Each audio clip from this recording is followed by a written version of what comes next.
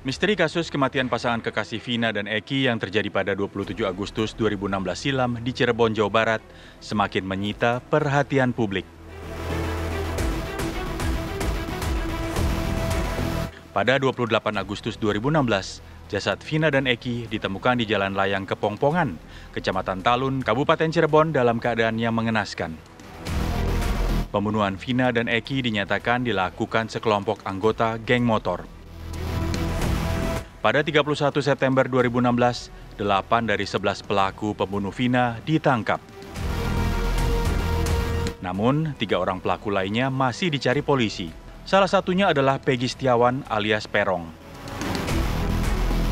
Konon, Peggy alias Perong membunuh Vina lantaran sakit hati, cintanya bertepuk sebelah tangan. Demi melampiaskan dendamnya, Peggy mengajak anggota geng motor lainnya untuk membunuh Vina dan Eki. 26 Mei 2017, 7 orang pelaku divonis seumur hidup dan 1 pelaku di bawah umur divonis 8 tahun penjara dan kini telah bebas.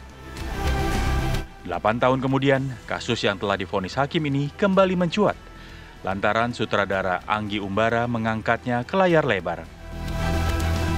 Dari film yang berjudul Vina Sebelum 7 Hari tersebutlah, beragam spekulasi menyeruak seputar misteri penyebab kematian Vina dan siapa otak dari pembunuhan tersebut.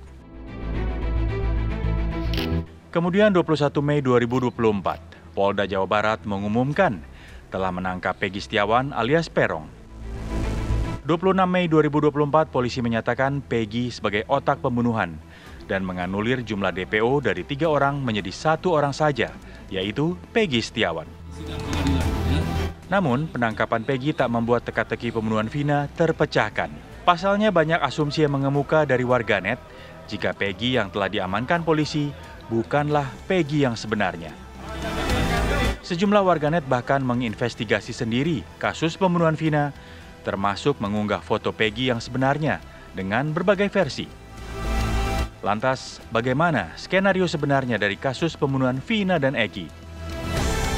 Apakah pengajuan pra-peradilan dari kuasa hukum Peggy akan bergulir di pengadilan dan akan menguak misteri dari kematian sepasang kekasih Vina dan Eki? Tim TV One mengabarkan.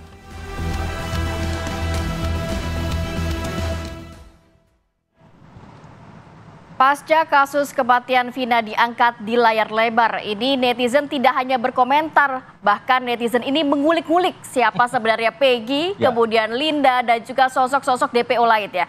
Untuk membahas mengenai hal ini, kita akan hadirkan beberapa narasumber. Pagi hari ini sudah hadir di studio, sudah ada Mas Rizal Nova Mujahid, peneliti senior Drone Emprit. Selamat pagi Mas Nova. Pagi Mbak. Assalamualaikum. Kemudian juga ada Prof. Suparji Ahmad, pakar hukum pidana Universitas Al-Azhar Jakarta. Selamat pagi Prof. Pagi Mbak. Kemudian juga ada Bapak Albertus Wahyu Rudanto, anggota Kompolnas RI. Selamat pagi Pak Wahyu, sehat ya? Kemudian juga kita bergabung bersama Ibu Sugianti Irani, kuasa hukum Peggy Setiawan yang bergabung via Zoom. Selamat pagi Ibu Yanti. Pagi. Oke. Ya. Terima kasih waktunya Bapak Ibu. Saya mau ke Mas Nova dulu. Mas Nova, ini nampaknya netizen ramai sekali, bahkan sampai pagi ini tadi saya cek juga di semua platform juga masih membahas mengenai kasus kematian Vina dan juga Eki. Ya. Bagaimana capture dari Drone Emprit melihatnya? Apakah sudah cukup lama netizen berkomentar soal ini? Sejak film ini diluncurkan, bahkan sebelum film ini diluncurkan ada promo-promo itu ya. Nah itu publik sudah berbicara, sudah mengangkat lagi kasus Peggy ini, kasus Vina ini. Lalu mereka juga mempertanyakan, terutama adalah tersangka yang belum tertangkap oleh polisi. 3 DPO itu ya, saat itu ya? Pada saat itu 3 DPO. Jadi setidaknya dari tanggal 7 Mei itu kita sudah melihat ada perbincangan yang sangat tinggi. 7 Mei berarti 20 hari yang lalu ya? Ya sudah 2 minggu. Sudah 2 minggu lebih ya? Masuk minggu ketiga. Lalu perbincangan semakin ramai pada saat Peggy ditangkap tanggal 21 Mei itu, 21 malam. Perbincangan itu semakin tinggi. Dari tanggal 21 saja, itu artinya 7 hari ke belakang, saya lihat ada lebih dari 27.000 mention. 27.000 mention, ini di semua platform Mas Nova? Platform media sosial. Perbincangannya fokus kemana netizen ini? Kalau kita lihat perbincangannya agak berbeda-beda tuh di tiap-tiap platform. Misalkan kita lihat di Instagram, Kalau di Instagram itu kebanyakan orang fokusnya adalah mempertanyakan, berspekulasi. Ini kayaknya apakah ini Peggy yang dimaksud? Berarti setelah penangkapan? Ya, setelah tanggal 7 itu perbincangan sangat tinggi. Setelah tanggal 21 ya, perbincangan sangat tinggi. Di Instagram fokusnya itu apa benar ini Peggy yang dimaksud, apa benar ini Peggy-nya gitu. Karena beredar tuh banyak sekali fotonya ya, ada yang berlubang, ada yang pakai anting, ada yang banyak sekali. Lalu kalau kita lihat perbincangan di Facebook misalkan, ada lebih dari 25.000 perbincangan di Facebook, itu isinya kebanyakan adalah spekulasi publik, spekulasi dan cerita-cerita tentang mistisnya. Oh. Jadi agak berbeda tonnya nih kayaknya. Agak beda tuh memang. Jadi isinya tuh ada yang ngomongin tentang kesurupannya, ngomongin kesurupannya, ada yang ngomongin penerawangan berdasarkan berdasarkan arwahnya kayaknya yang ini yang itu ya kira-kira kayak gitu di Facebook tuh. Kalau di Twitter perbincangannya kebanyakan publik mempertanyakan kinerja polisinya. Sebenarnya 8 tahun ini kemana saja polisi? Kok DPO yang sedemikian mudahnya sekarang ternyata sedemikian mudahnya tidak tertangkap. Lalu juga dipertanyakan, benarkah kasusnya ini adalah kasus pembunuhan? Jangan-jangan awalnya asal tangkap gitu, awalnya salah tangkap gitu. 8 orang yang sekarang sudah dihukum, lalu satu yang sekarang ditangkap, jangan-jangan ini awalnya ada salah tangkap.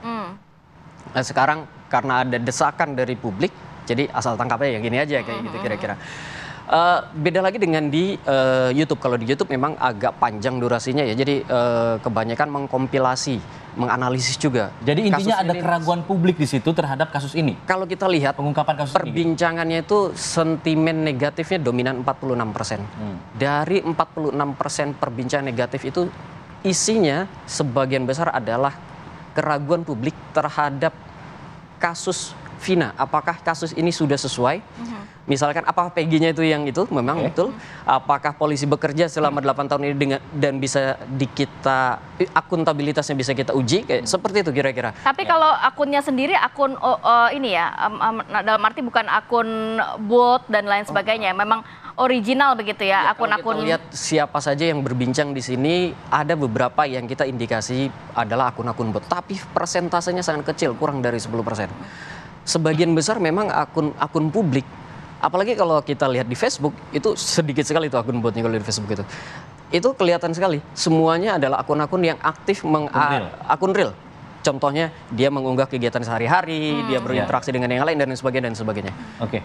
Ya, jadi memang itu pertanyaan yang kemudian keraguan yang disampaikan publik dan menjadi keraguan yang sama yang disampaikan oleh pihak dari kuasa hukum Peggy. Nanti kita akan minta keterangan dari Ibu Sugianti selaku kuasa hukum Peggy yang rencananya juga memang akan mengajukan pra-peradilan. Bukti apa saja yang sudah dikumpulkan untuk bisa mengajukan pra-peradilan. Nanti setelah jeda ya Bu Yanti, kita jeda dulu. Kita kembali di Apa Kabar Indonesia Pagi nanti.